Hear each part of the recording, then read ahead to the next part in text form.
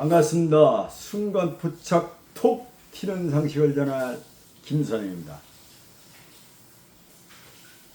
반의사 내가 맞는다. 오늘은 심리 정신계 그리고 거기에서 이제 우울증에 대해서 말씀을 드리고자 합니다.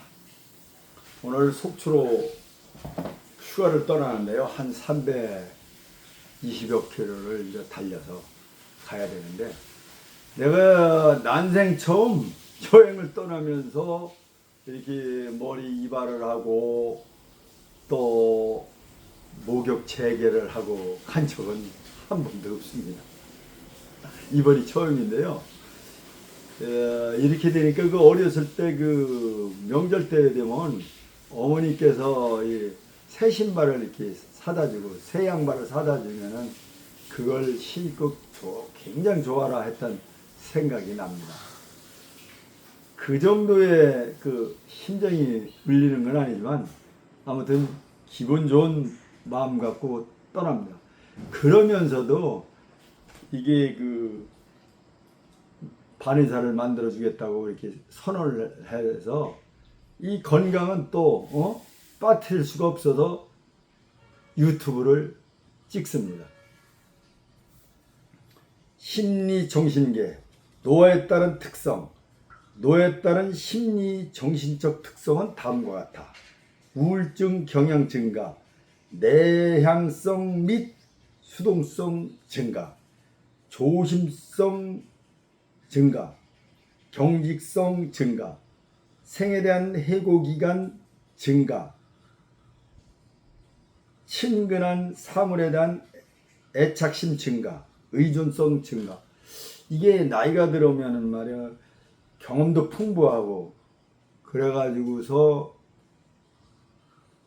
모든 것을 용량에 담을 수 있을 거라고 그러는데 그것도 그렇지 않은 것 같습니다. 융통성이 더 없어진다는 거예요. 융통성이.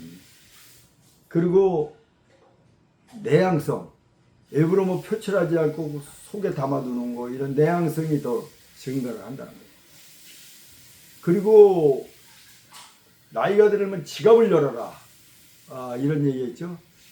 움츠려 된다는 거예요. 저 같은 경우도 금년 초까지만 해도 후원도 하고 기부도 하고 뭐 이런 식으로 다 했었는데 이제 그건 안 하려고 합니다. 유튜브로 다 이렇게 복지, 건강 복지 나눔이라든지 지식 나눔이라든지 즐거움 나눔 차원으로 하려고 합니다. 이렇게 바뀌어요. 참 좋은 현상 같지는 않습니다.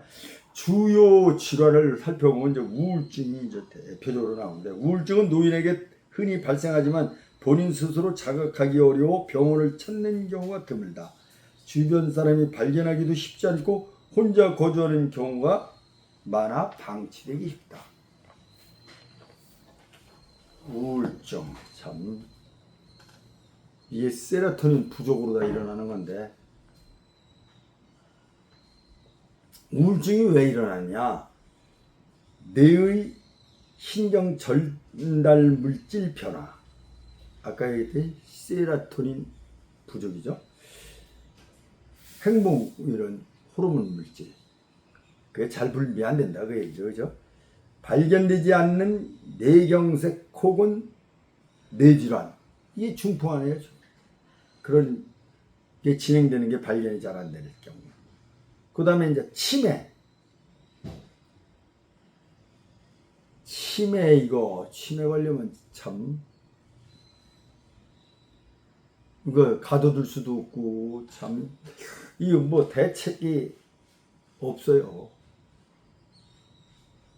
그 전에 어떻게 되는 게 가장 좋은 방법인데, 우리나라에서는 뭐 안락사가 있는 것도 아니고 본인이 또 생명 존중도 해야 되는 거고, 참 그 단계에 가기 전까지 모든 게 마무리가 돼야 되는데, 그 마무리는 무슨 마무리인지는 상상에 맡기겠습니다. 부신, 피질, 갑상선, 뇌하수체 등의 분비되는 호르몬의 변화. 여기서 부신 피질인데 부신 피질이 뭐냐면 부신의 바깥층을 이루고 있는 내분비 조직 스테로이드계의 호르몬을 분비합니다. 이게 이제 부신 피질이요. 그럼 부신은 뭐냐? 좌우 신장 위에 있는 꽃갈 모양의 내분비 기관. 이 신장, 콩팥을 얘기하는 거죠. 그 다음에 노화에 따른 스트레스에 대한 저항력 감소, 주변 사람의 죽음, 퇴직, 경제력 상실 등 사회 경제적 변화. 이게 노후 대책이 안 돼 있으면 우울증이 올 수밖에 없어요. 나이가 들수록 돈의 힘이 중요한 거예요. 돈은 부동산을 얘기하는 게 아니에요. 유동성, 현금 유동성을 높여야 되는 거예요. 그래야 노인이 될수록 더 접근하는 사람이 없는 거예요. 접근은 돈의 힘이 있을 때 접근이 되는 거예요. 그 다음에 이제 주변 사람들의 죽음, 그런 거를 보면서 이제 우울증이 동반이 되는 거죠.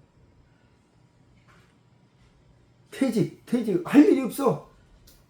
이거 안 됩니다. 할 일을 만들어야 됩니다. 자꾸 챙겨야 돼요. 그 다음에 질병, 수술 등 신체적 원인, 유전적 요인은 뭐. 그 다음에 증상 있죠. 증상은 우울하고 슬픈 기분이 잦음, 매사에 관심 없고 즐거운 것이 없음, 불면 혹은 과도한 수면, 식욕 변화와 체중 변화, 불안, 초조 혹은 무기력, 죄의식, 절망감, 부정적 사고, 자살에 대한 반복적 생각 혹은 시도, 노인의 우울증은 건망증 등 인지기능 증상이 두드러질 수 있으므로 치매와 구별해야 된다 그 얘기죠.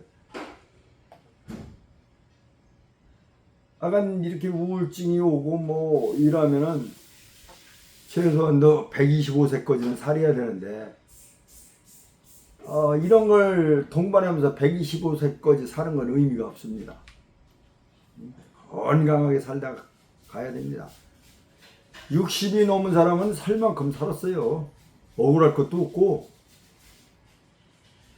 그냥 하나님이 부르면 가는 겁니다. 근데 하나님이 적기에 이런 단계로 가기 전에 잘 불러주면 되는데 안 불러주면은 이거는 뭐 고려장 이거는 뭐 인간 뭐 마지막 길이 영화롭지를 못하죠. 참 안타까운 거예요. 노인 우울증의 주요 증상을 보면 우울감이 잘 드러나지 않는다. 불면증, 불안 증상이 흔하다. 두통, 소화 불량 등 신체 증상 호소가 많다. 노인 우울증은 표면적으로 나타나는 증상이 그다지 특정적이지 않아 발견하기 어려운 경우가 많다.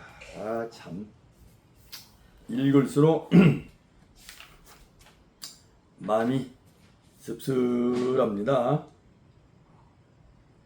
우울증 치매의 비교, 요거는 그 도표를 한번 봐드리는 게 좋을 것 같아요.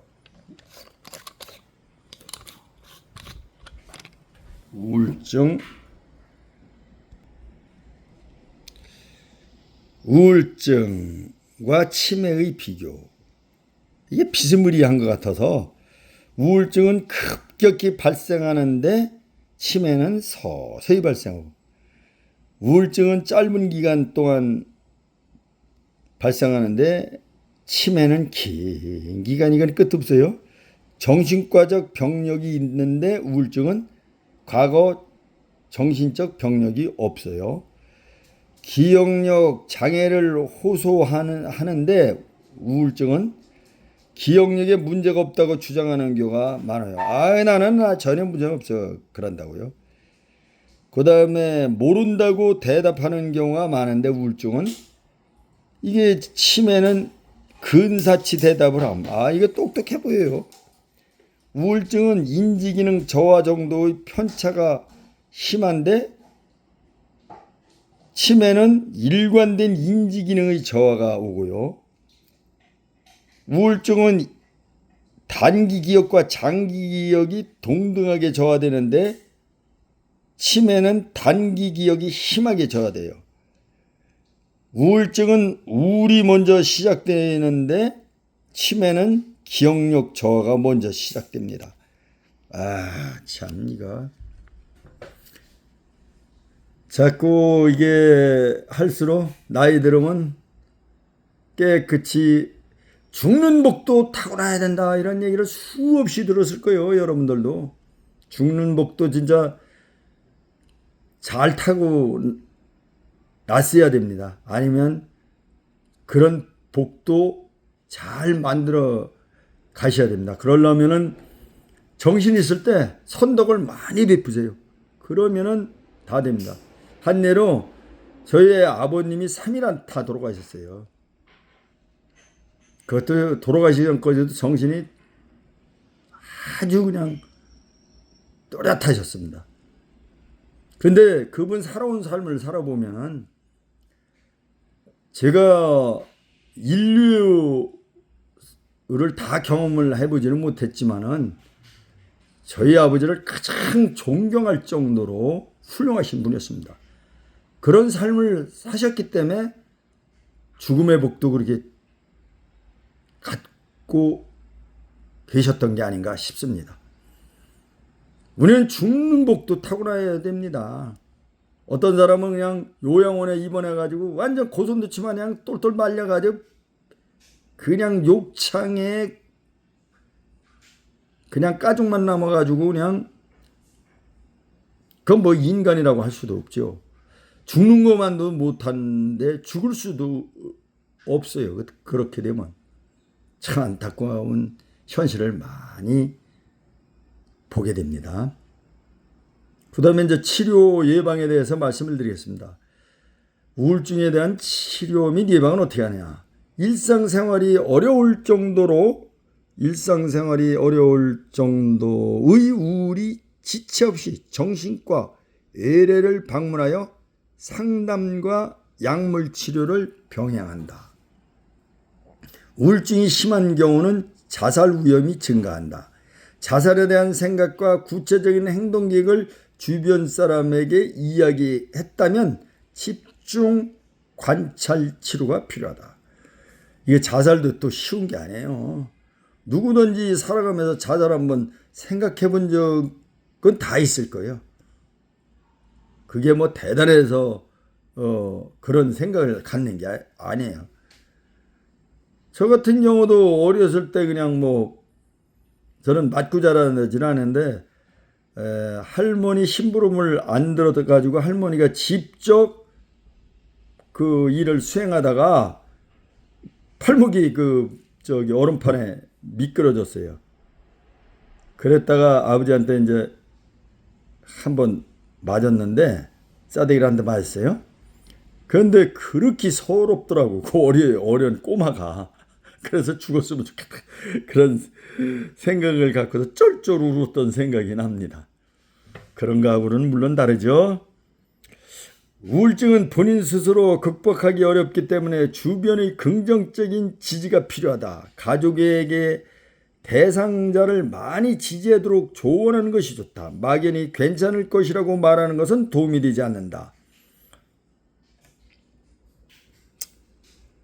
대상자의 느낌, 분노를 인정하고 수용하며 언어로 표현하도록 돕는다. 대상자에 대해 지속적으로 관심을 표현하고 신뢰 관계를 형성한다. 모임 등 사회적 활동을 늘린다. 다니지도 못하고 제대로 저기 하는데 사회 활동을 늘린다. 이거 쉽지 않죠. 햇볕을 받으며 규칙적으로 운동을 한다. 이게 뭐 건강했을 때 지키는 얘기 같습니다. 이 병드는 사람이 제대로 마인드 컨트롤이 들어오면 뭔 걱정이 있어요. 컨트롤이 안 되기 때문에 그렇죠. 이 책자야 연구를 많이 한 학자들이 만들어낸 거기 때문에 신뢰를 갖고 대응해야 되겠습니다만은 병들으면 이게 책자대로 되는 게 아니에요. 어쨌든 간에 건강하게 살아야 됩니다. 정신줄 놓고 살아면 안 됩니다. 호랑이에 물려가도 정신만 바짝 차리면 산다는 말이 있어요. 나이가 들어서 몸은 비록 부실하더라도 정신을 잃으면 안 돼요. 정신은 똑바른 정신을 갖고 살아야 됩니다. 오늘도 즐겁고 건강한 하루 되시기 바랍니다.